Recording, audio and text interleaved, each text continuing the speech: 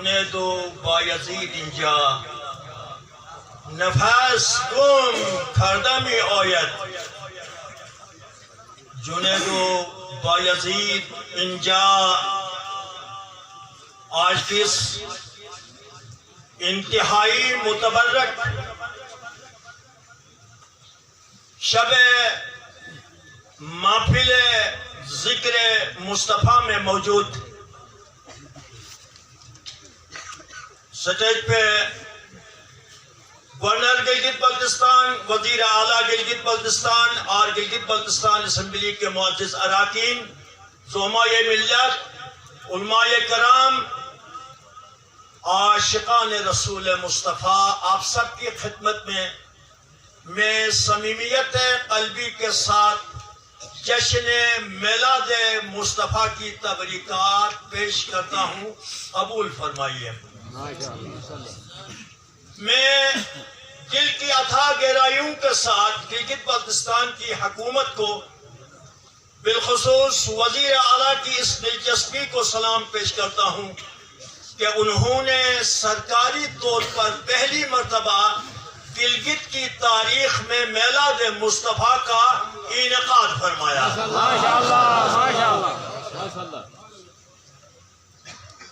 انشاءاللہ مستقبل کا اندر اسلامیان گلگت بلتستان عاشقان رسول کی حیثیت سے کائنات کی اس عظیم دن کو انتہائی عقیدت کے ساتھ منانے کا اہتمام فرمائیں گے. صرف سرکار پر تکیہ نہیں بلکہ ہم سب کی تمناؤں کا ثمر محمد مصطفیٰ کے عشق میں ان کے ذکر جمیل کو اپنے ایمان کا مرکزی حصہ سمجھ لیں گے. حضرات گرامی، محمد شمع محفل بود شب جائے کہ من بودم. سنیے، محمد شمع محفل بود شب جائے کہ من بودم. خدا خود میرے محفل بود شب جائے کہ من بودم.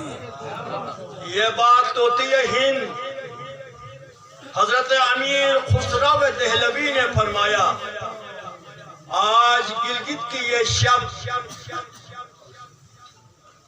جس میں ذکر مصطفیٰ ہو رہا ہے تو مصطفیٰ اس محفل متبرک کی شمع ہے اور اس کی صدارت خدا یا عالمین فرما رہا ہے. ماشاءاللہ. حضرات گرامی، اس محفل کا تقاضا یہ ہے کہ چند لمحوں کے لیے ہم خواہشات دنیا و مافیہات سے خود کو آزاد کریں اور سوچیں کہ اس وقت ہم کہاں بیٹھے ہوئے ہیں. شاعر مشرق نے فرمایا، ادب گاہی زیر آسمان از عرش نازک تر. آسمان کے نیچے عرش سے زیادہ ایک نازک مقام ادب ہے. نفس گم کرده می آید. جنید و بایزید اینجا، حضرت جنید بغدادی اور حضرت بایزید بستامی رحمت اللہ علیہما اپنا سانس گوا کر اس بارگاہ مصطفی میں پیش ہو رہے ہیں. تو اس شب کو وہ شب قرار دیں جس کی شمع محمد مصطفیٰ صلی اللہ علیہ وآلہ وسلم جہاں ذکر مصطفیٰ ہو رہا ہے اس محفل کی صدارت کوئی وزیر، کوئی امیر، کوئی بادشاہ نہیں، خدا یا عرش بلند فرما رہا ہے. ماشاءاللہ ماشاءاللہ. حضرات گرامی، دامان نگاہ تنگ گل حسن تو بسیار. دامان نگاہ تنگ گل حسن تو بسیار. گلچین بہار تز دامان گلہ دارد. ذکر مصطفیٰ اور یہ خاکسار